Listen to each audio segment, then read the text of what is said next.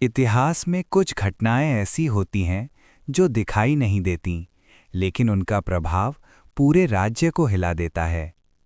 ये कहानी उसी समय की है जब मुगल सम्राट अकबर अपने न्याय और विवेक के लिए दूर दूर तक प्रसिद्ध थे। लेकिन उस दिन अकबर स्वयं एक ऐसे अपराध के सामने खड़े थे जिसका कोई प्रमाण नहीं था, कोई गवाह नहीं था, और फिर भी अपराध हुआ था। दिल्ली का दरबार हमेशा की तरह भव्य था। सोने से जड़े खंभे, संगमरमर की फर्श और दोनों ओर खड़े दरबारी। अकबर सिंहासन पर विराजमान थे, लेकिन उनका चेहरा आज शांत नहीं था। दरबार में एक घोषणा हुई कि राजमहल से एक बहुमूल्य मोती गायब हो गया था।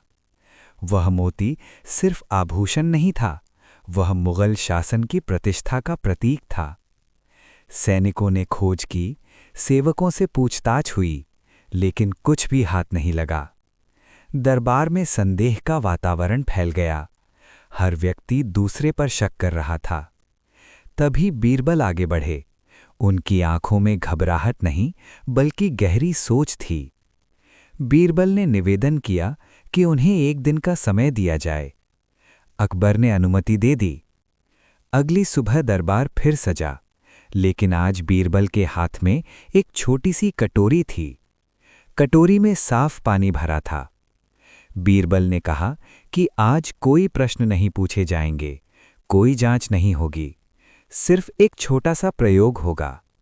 हर दरबारी को कटोरी में अपनी उंगली डुबोने का आदेश दिया गया। कटोरी का पानी शांत बना रहा। फिर बीरबल ने कटोरी को धूप में रख दिया। कुछ ही क्षणों में पानी की सतह पर तेल की हल्की सी परत दिखने लगी।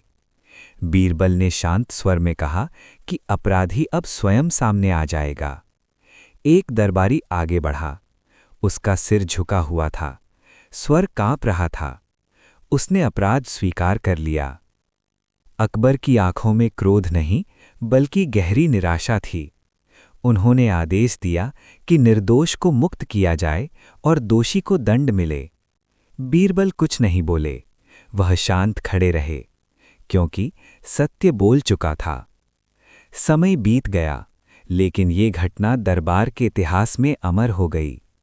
ये कहानी यही सिखाती है कि जब शब्द विफल हों, तब बुद्धि मार्ग दिखाती है, और जब सत्य मौन हो, तब भी वह स्वयं को प्रकट कर ही देता है। कुछ परीक्षण ऐसे होते हैं जो बुद्धि के नहीं, बल्कि आत्मा के होते हैं। ये कहानी उसी दिन की है जब मुगल दरबार में पहली बार सत्य को बोलने से लोग डरने लगे थे। दिल्ली का दरबार हमेशा की तरह भव्य था, लेकिन आज उसकी भव्यता के पीछे एक अजीब सी चुप्पी छिपी थी। कारण था बादशाह अकबर का एक असामान्य आदेश। उन्होंने घोषणा की थी कि आज दरबार में हर व्यक्ति को एक प्रश्न का उत्तर देना होगा। प्रश्न सरल था, लेकिन उसका भार बहुत भारी। प्रश्न ये था, क्या बादशाह कभी गलती कर सकता है? दरबार में सन्नाटा छा गया। मंत्री एक दूसरे को देखने लगे। सैनिक स्थिर खड़े गए। कोई भी पहले बोलने का साहस नहीं कर पा रहा था। कुछ लोगों ने सिर हिलाया, लेकिन शब्द किसी के मुंह से निकल नहीं पाए। अकबर सिंहासन पर शांत बैठे थे, लेकिन उनकी आंखें सब कुछ देख रही थीं। उन्होंने दोबारा कहा कि आज कोई दंड नहीं होगा, कोई सजा नहीं होगी। फिर भी डर दरबार में हवा की तरह फैल चुका था। तभी बीरबल आगे बढ़े। उनके चेहरे पर न भय था, न चुनौती, सिर्फ गहरी स्पष्टता।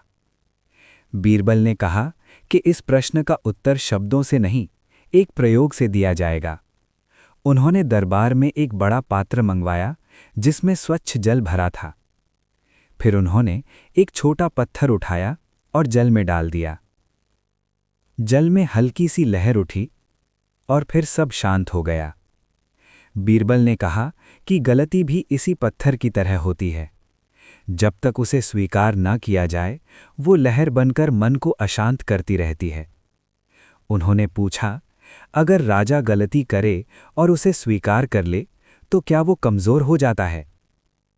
अब की बार दरबार में चुप्पी अलग थी। ये डर की नहीं, सोच की चुप्पी थी। अकबर ने धीरे से स्वयं उत्तर दिया। उन्होंने कहा कि जो राजा अपनी गलती स्वीकार कर सके वही सच्चा शासक होता है। दरबार में पहली बार लोगों ने सांस ली। एक मंत्री आगे बढ़ा और बोला कि उसने भय के कारण एक सत्य छिपाया था। फिर दूसरा बोला, फिर तीसरा। दरबार धीरे धीरे सत्य से भरने लगा। अकबर ने किसी को दंड नहीं दिया। उन्होंने कहा कि आज दरबार ने गलती नहीं, ईमानदारी चुनी है। बीरबल शांत खड़े रहे, क्योंकि आज उन्होंने उत्तर नहीं दिया था, बल्कि सच को बोलने का साहस दिया था। ये कहानी इसलिए याद रखी गई क्योंकि इस दिन डर हारा था और सत्य जीता था। कुछ रहस्य ऐसे होते हैं जो पूछे नहीं जाते, वे स्वयं सवाल बनकर खड़े हो जाते हैं। ये कहानी उसी रहस्य की है जिसने एक रात में पूरे मुगल दरबार की नींद छीन ली थी। दिल्ली की उस रात आसमान शांत था, लेकिन राजमहल के भीतर अशांति फैल चुकी थी। कारण था एक अजीब घटना। सुबह होते ही अकबर के निजी कक्ष की दीवार पर एक संदेश लिखा मिला। संदेश छोटा था, लेकिन शब्द भारी थे। राजा सबसे शक्तिशाली नहीं होता, सत्य उससे भी ऊपर होता है। दीवार पर लिखे गए ये शब्द किसी स्याही से नहीं, बल्कि कोयले से लिखे गए थे। सैनिकों की पहरेदारी के बावजूद कोई ये नहीं समझ पा रहा था कि ये संदेश आया कैसे। अकबर चिंतित थे। ये केवल संदेश नहीं था, ये सत्ता को सीधी चुनौती थी। दरबार तत्काल बुलाया गया। मंत्री भयभीत थे, सैनिक सतर्क थे। किसी ने कहा यह षड्यंत्र है, किसी ने कहा यह विद्रोह की शुरुआत है, लेकिन कोई भी ये नहीं बता पा रहा था कि लिखने वाला कौन था। तभी बीरबल आगे बढ़े। उनका चेहरा शांत था, मानो ये रहस्य उन्हें पहले से कुछ बता रहा हो। बीरबल ने कहा कि ये संदेश शत्रु ने नहीं, डर ने लिखा है। उन्होंने अकबर से पूरे दिन कुछ भी न करने का अनुरोध किया। न कोई जांच, न कोई सजा, न कोई घोषणा। अकबर ने अनिच्छा से अनुमति दे दी। पूरा दिन बीत गया। महल शांत रहा, लेकिन हर आंख उस दीवार को बार बार देख रही थी। रात होते ही बीरबल ने एक दीपक मंगवाया। उन्होंने दीपक उसी दीवार के सामने रख दिया। जैसे जैसे दीपक की लौ हिली, कोयले के अक्षर धीरे धीरे फैलने लगे। और तभी एक बात स्पष्ट हुई कि लिखने वाले ने कांपते हाथों से ये संदेश लिखा था। डर का हाथ साफ दिखाई दे रहा था। बीरबल ने कहा कि जो व्यक्ति राजा से डरता है वो कोयले से लिखता है, और जो सत्य से डरता है वो अंधेरे में आता है। उसी क्षण एक सेवक अचेत सा आगे बढ़ा। उसकी आंखें झुकी हुई थीं, हाथ कांप रहे थे। उसने स्वीकार किया कि उसने ये संदेश लिखा था। वो डरता था कि दरबार में उसकी बात कभी नहीं सुनी जाएगी। अकबर स्तब्ध रह गए।